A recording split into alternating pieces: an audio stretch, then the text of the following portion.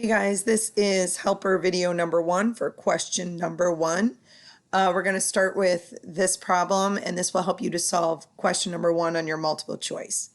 It says, in this set of chips, each plain chip has a value of -1, and each striped chip has a value of 1. What is the value of the set? Well, first of all, I'm going to go ahead and put positives on these striped ones because these are our positive values. And then the blank chips are our negative values. So I'm just going to mark those with like a red negative sign here so you understand that these are the negatives according to the directions. So now it says in this set of chips, if those are the values given to those chips, what is the value of the set? Well, I have 3 positives. So I have a +3 and I have 4 negatives. So I have -4.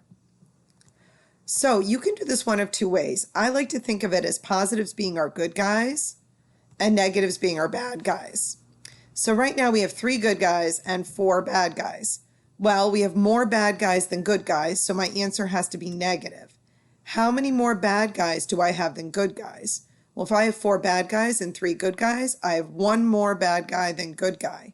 So my answer will be -1.